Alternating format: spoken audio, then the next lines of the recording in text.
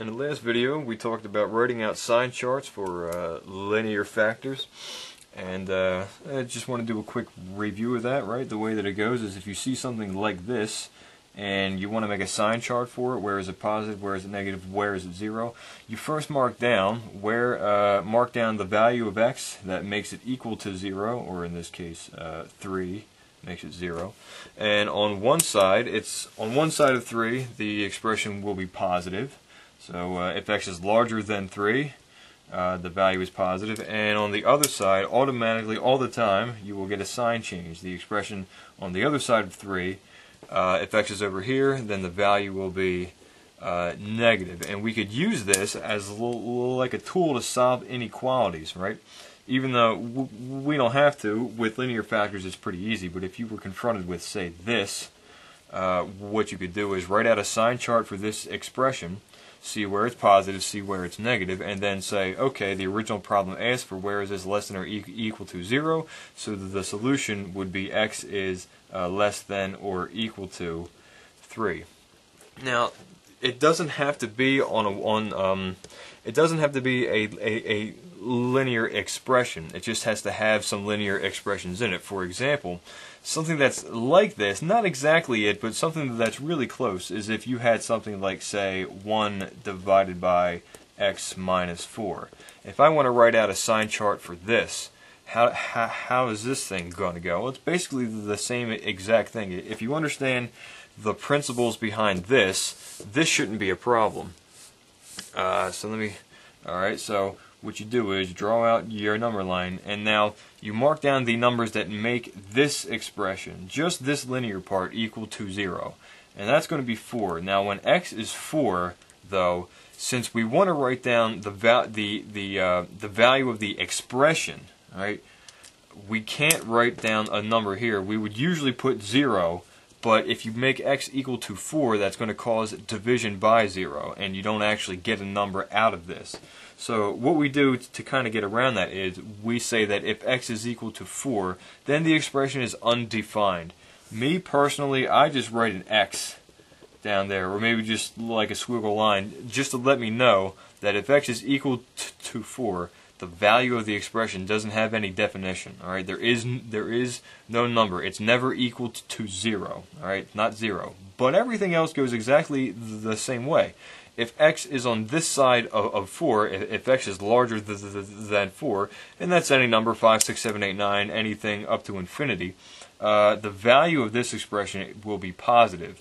And so what you got to look for when there's a fraction involved is, what will the value of the total expression be, depending on what the value of this is. So if x is greater than 4, what you should think to yourself is, okay, if x is greater than 4, this will be positive, right? Because numbers greater than 4 minus 4 are positive. And then when you divide whatever positive number this turns out to be into 1, the result will still be a positive number. So we're safe in just writing plus down here, all right? And then similarly, when we cross over the other side, when we go to numbers that are less than 4, the denominator of this expression will be a negative number. And when you divide that negative number into 1, the result will be another negative number. So this is how to make a sign chart for something that's not linear, but it has a linear factor in it. All right. Same thing happens. Let me do another one. If we were to have, say, minus 2 divided by, let's say, x plus 3. I want to make a sign chart for this, so I write it down.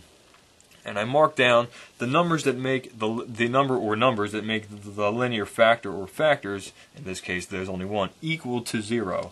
So I can see that if x is equal to negative 3, that's going to make this 0, but the value, so if x is actually equal to negative 3, then what we're left with is negative 2 divided by 0, which isn't a number. So again, I clarify that by just xing it out. I write an x in there, just to let me know that x cannot actually equal negative 3.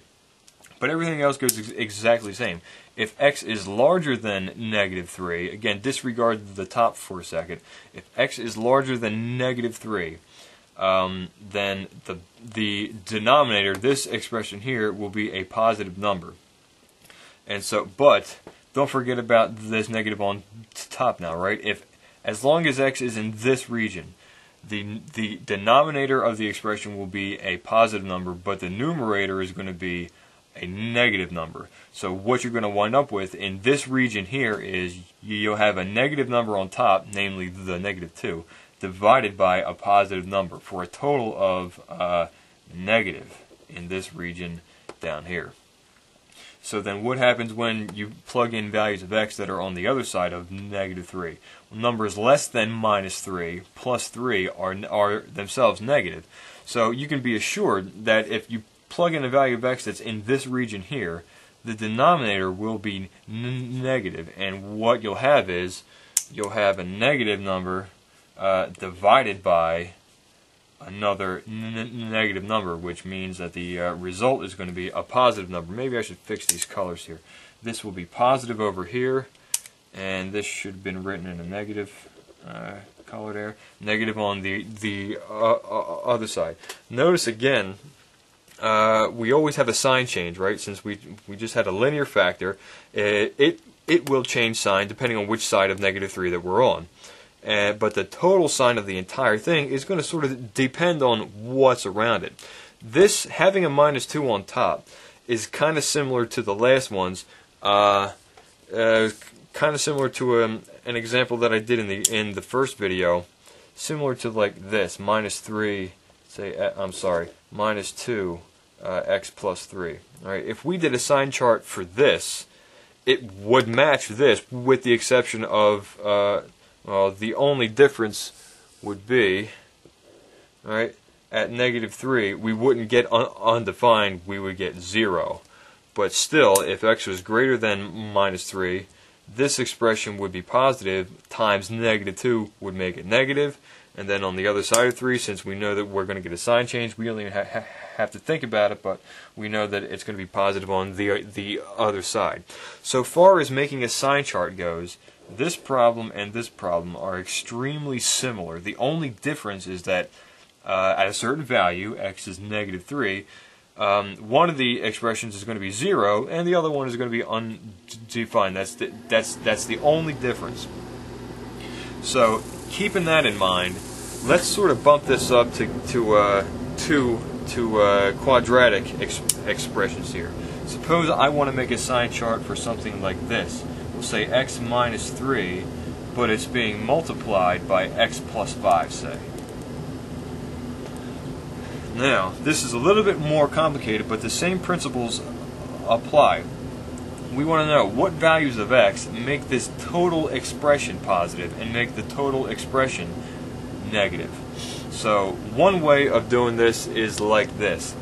What I'm going to do is I'm going to make individual sign charts for this and this separately, and then we'll see how they combine in the end. So for the x minus 3 one, I'll say x minus 3. I'll put the sign chart over on the side here. The value of x that makes it 0 is 3.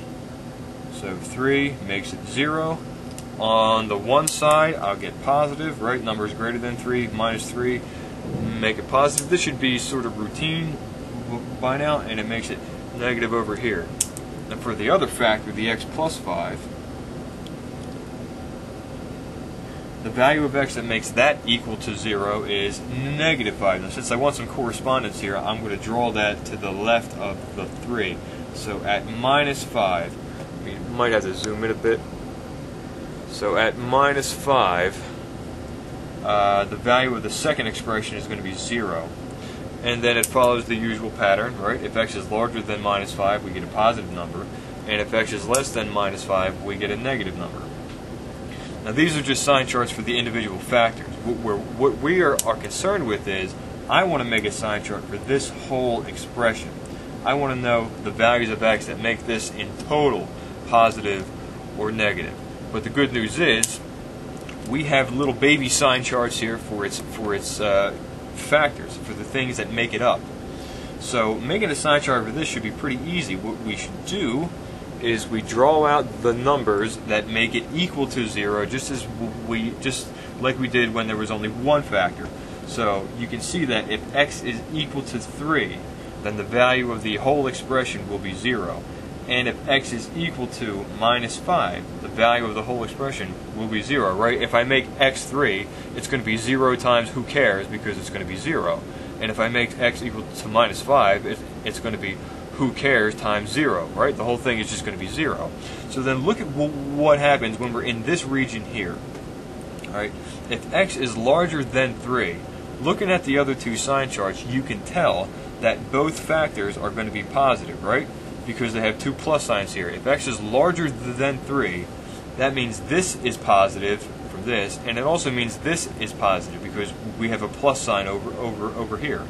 So as long as x is in this region, as long as x is greater than 3, you're guaranteed to have the product of two positive numbers as a result. And so positive times positive is positive. You can actually plug in a test number, check it out if you want. I don't really recommend that, because what I find happens a lot is students waste a lot of time plugging in numbers and working out the answers to see what actual number that you're going to get. But the number itself does not matter.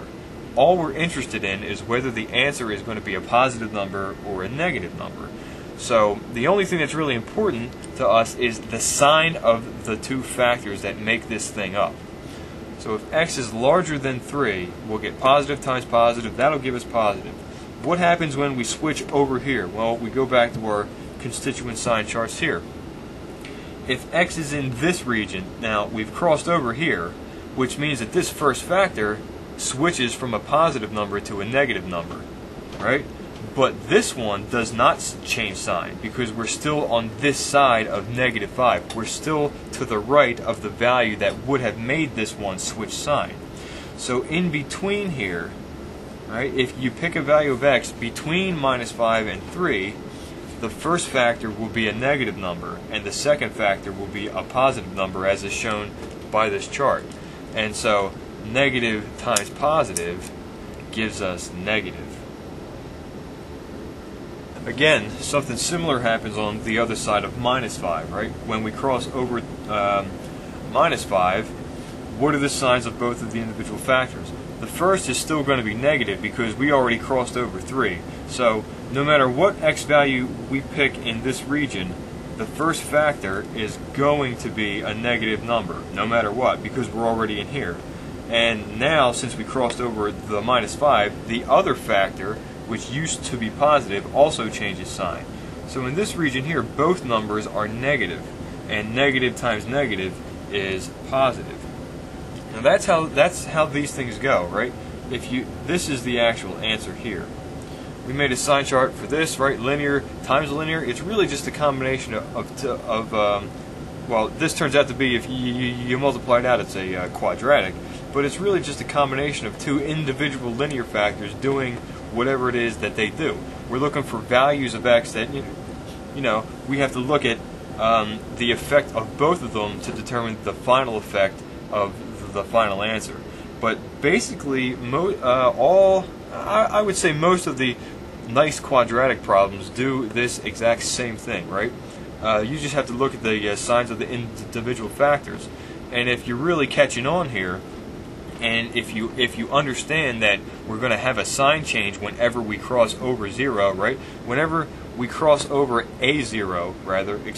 whenever we cross over something that makes one of these things 0, one of the factors will change sign. And if you take a string of numbers and that are all being multiplied, and you switch one of their signs, the sign of the entire result is going to change. Let me do another example here. I'll take, let's say, x plus 4 times x plus 2. Alright, so I want to make a sign chart for this. I want to know where is it positive, where is it negative, where is it 0. I'll start out by making little mini sign charts for these. I'll do the x plus 2 and the x plus 4. So I write that out, and I write this out.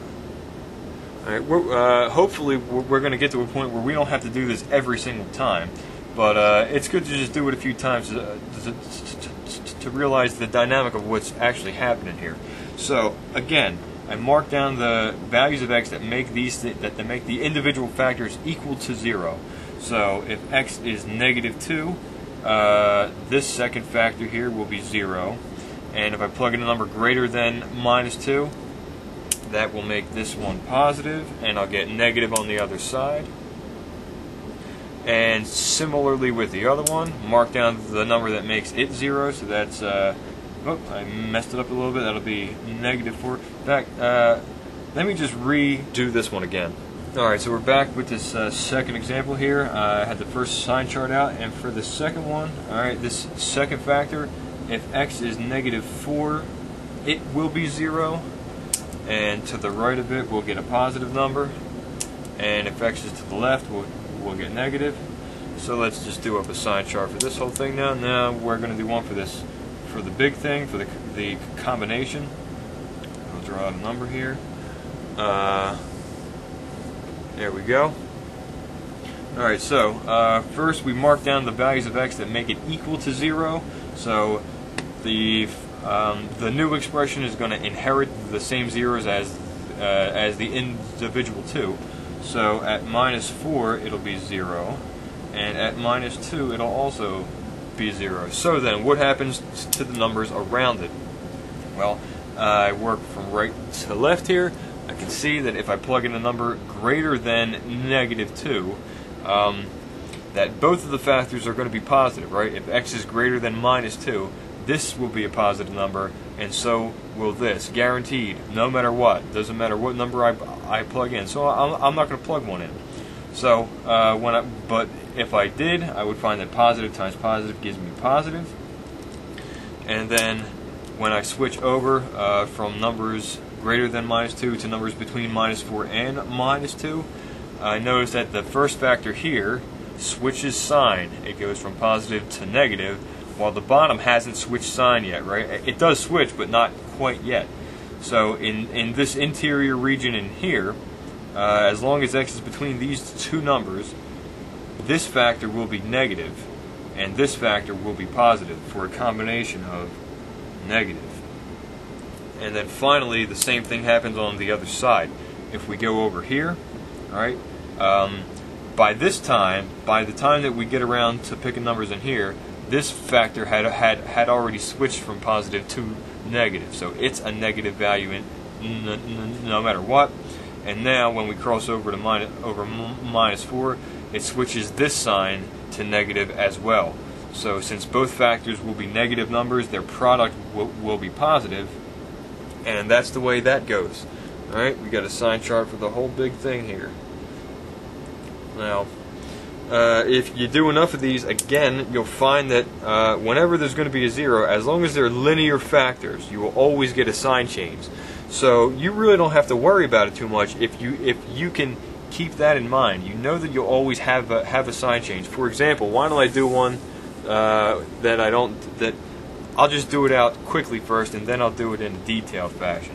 Let's say that I want to write out a sign chart for this. Alright, so I look at it and I find that it's got it's made up of two factors here. There's the x, and then there's the 3 minus x. I could put like parentheses around there just to remind me that it is, you know, some number times some other number for some value of x. So the way that it's done is you draw out your number line, write down where it equals 0. So what values of x make it equal to 0? So it'll be 0 at 0. Right? If I make x 0, the whole thing is going to be 0. And it's also going to be 0 when x is 3. So, right, set this factor equal to 0. When x is 3, I get 0 out. And then all that I have to, so then I have to ask myself first, will I get sign changes when I cross over these zeros? When I go from this region to this region, will one of these factors change sign? And the answer is yes, because they're both linear. So if I pick a number greater than 3, and that's all I do, I just think in my head, number greater than 3. If x is greater than 3, then this is positive, because clearly it's greater than 3. And if x is greater than 3, this is negative, because 3 minus a number greater than 3 is a negative number. So in total, the combination over on this side is going to be a negative. Right? Numbers larger than 3 make this positive, but make that negative, and so their combination, when you multiply it out, will be a negative number. And since I know in my head that I'm going to get sign changes across these zeros because they're linear factors, I can just go ahead and fill this out without even really thinking about it, because I'm comfortable doing it. And I know that, so this expression is going to be negative over here, positive in between, and negative over here. So if you don't trust it, you can plug in a few numbers and sort of verify it. But I recommend just like practicing this a couple times so you get used to the idea of how it works.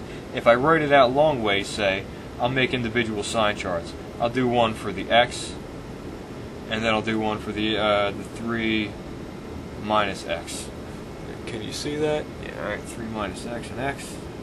So I'll treat this the way that I treated the other ones, right? At 0, this thing is 0, and it's positive as long as x is greater than 0, and it's negative if x is less than 0. That's obvious. And if x is equal to 3, that makes this factor 0. And if x is larger than 3, we get 3 minus a large number, so that's going to be negative. That'll be negative over here. And then when we switch over to, when we cross over 3, that'll make this thing a positive number again. And then just look at the correspondence between these two charts and this one chart here. In this region, we have negative times positive gives us negative. In between, we have positive times positive, which gives us positive. And over in this one, we have negative times positive, which gives us negative. These are also very similar to the ones that are made out of fractions. They don't have to be multiplied. You could have something like, let's say, let me get this in focus here. I could have, say, 3x minus 2 divided by, we'll go with x plus 4. And I want to make a sign chart for this. So you do it the same way that you did the other ones. You mark down the numbers that make these individuals 0, so you know where they change sign individually, and then you just ask yourself what happens when you take those two results and you divide them. So I'll do that top part first. We'll say, let's see, for the 3x minus 2, alright, right out in line for that. That's going to be 0. If you set that equal to 0, you get 2/3. Alright, so at 2/3, we get 0. And so if x is larger than 2/3, this will be a positive number, and we're going to change sign when we cross over, so it'll be a negative number here. We can see that, yep. And for the x plus 4, write out its own sign chart for this, and at negative 4, it is 0. And if x is larger than minus 4, it will be a positive number, right? Numbers larger than minus 4, or greater than minus 4 plus 4 will give me a positive number. When we cross over the minus 4, we will get a negative. And that'll let us do the entire thing. Let me just move this up so we can see. Alright, so for the whole thing, again, the important parts are where the two factors equal 0. So we got something going on at 2/3. Right, at 2/3 the value, and we got something going on at minus 4. Now, just to do a quick check here, if you make x equal to 2/3, what happens back in the original? I mean, 3x minus 2 over x plus 4. I don't know how this is coming into focus, so I got a lot of here. Let me just zoom out for a second here. All right, maybe we can see that. If x is equal to 2/3, then this expression is going to be 0 divided by, who cares, right? It's going to be 0 divided by some positive number. So the value of the original expression is going to be 0 here. So I write that as 0. But if x is equal to negative 4, that's going to cause division by 0. So we don't want that to happen. So if x is equal to a negative 4, you'll get a negative number on top divided by 0. That's not a number, so just to remind ourselves, I write down an x just to let me know that the expression is undefined there. And then go ahead and figure out what the signs are around these numbers. So if x is larger than 2/3, this number, the top factor will be positive, right? And the bottom will also be positive. So positive divided by positive gives me a positive number. when we cross over here, right, the top factor is going to change sign with the bottom not having changed yet. Right, the bottom is only going to change across -4. But when we go from here to here, the top factor changes sign. It switches from positive over positive to negative over positive. And that result is going to give me a negative number. And then finally, when we switch over, when we cross over to -4, numbers like -5, -6, -7, or whatever, both factors will be negative, and so their quotient, when you divide them, will be a positive number. And so this is the sign chart for that. And the utility of these is we could use these now to solve inequalities. Alright, as long as we can do the sign charts and we understand how they work, then it should be no problem figuring out how to solve inequalities based off of these things. So, for example, we'll start back here. If the original problem had been 1 divided by x minus 4 is, say, greater than 0, all that you have to do is make a sign chart for it and say, oh, okay, the solution to this inequality is when x is greater than 4. There you go, because we wanted positive. Same thing over here for this second one.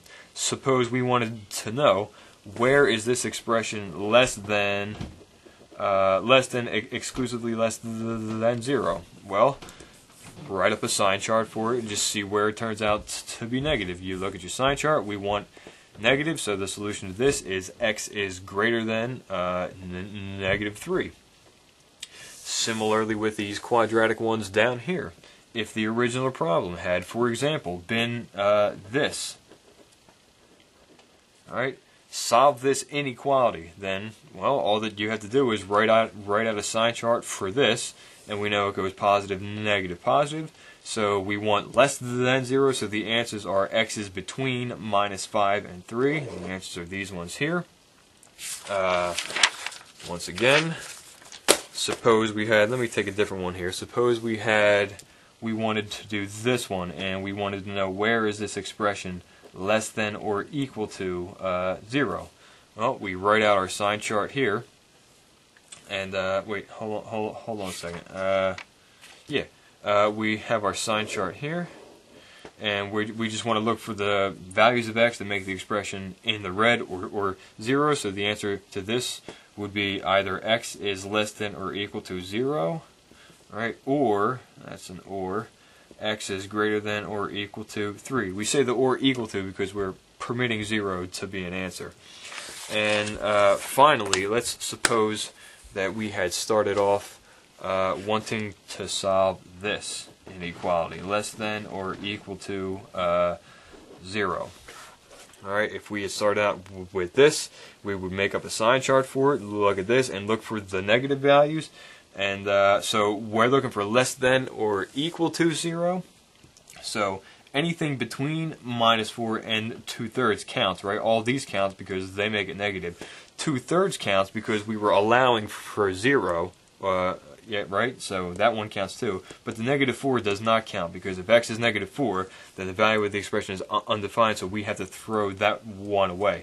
But we would take sort of these, and the way that we would write that would be x is greater than -4 exclusively, but less than or equal to 2/3. And that's the way all these go pretty much.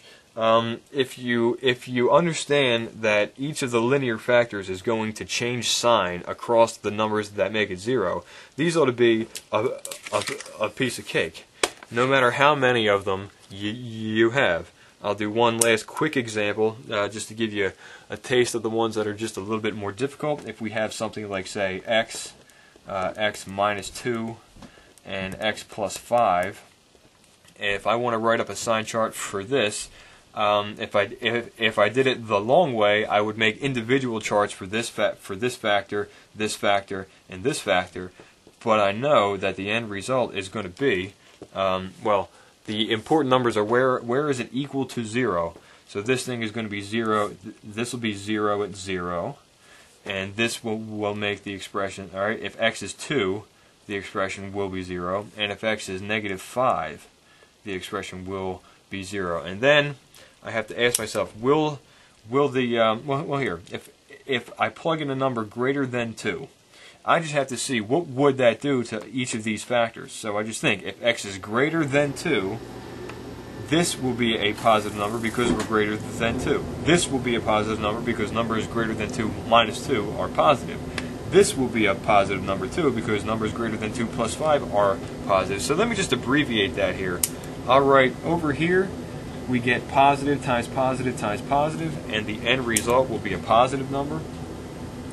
Now I can say with confidence that this expression will change sign each time we cross over one of these zeros. So I know it's going to go from positive to negative here, to positive again between minus 5 and 0, to negative again less than minus 5. And the reason being is because look at what happens when we cross over here. I'm just going to zoom in so we can see. Alright, what? Steady that.